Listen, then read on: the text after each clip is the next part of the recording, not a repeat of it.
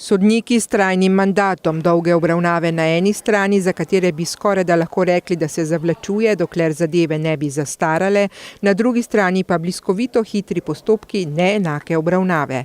Vse to in še mnogo več razburja ljudstvo, zato so morali kandidati že pred predvolilno oddajo odgovarjati tudi na vprašanja o pravosodnem sistemu.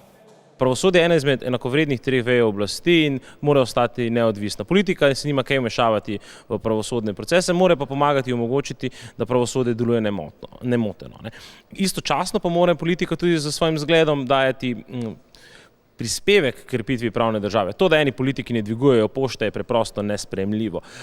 Istočasno pa moramo ljudem zagotoviti enakost pred zakonom. To je le en od različnih odgovorov.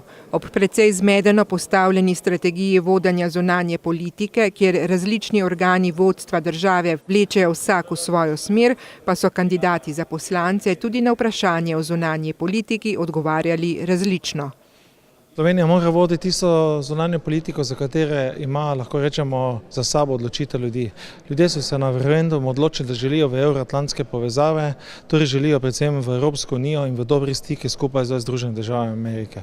Nažalost, stiki z Združenimi državami Amerike so totalno, lahko rečemo, celo prekinjeni. V Slovenski demokratski stranki seveda si želimo tudi partnerstva z Rusijo, predvsem na gospodarskem območju, ampak treba se zavedati, kje je naša lega, kje so naše korenine. Eni torej na eno stran, drugi na drugo. Nekateri pa se niso še opredelili ali pa se mogoče niti ne bodo. Zagovarjajo prijateljske odnose z vsemi. Slovenija bi seveda morala in verjamem tudi, da zagovarja takšno mednarodno, takšno zunanjo politiko, da je seveda prijatelj in pričakuje tudi na drugi strani prijateljstvo čisto vseh držav na svetu, tako v Evropi kot tudi širši. Težave pa se pojavljajo tudi pri odnosu z našo sosedo, s katero smo nekoč delili državo in še marsikaj več. Odnos s Hrvaško je kot večna bitka, ki je poslanci, predsedniki vlade in predsedniki države še vedno niso razrešili. Tudi ne problema z Novo Ljubljansko banko. Odnos Slovenija-Hrvaška je skoraj kot neki siamski dvojčki, kjer neodgovorni politiki na obeh straneh že 20 let odgovarja, da imamo sezonsko, spomladanski pa jesenski, ne vem kam rekel, fajt ali karkoli.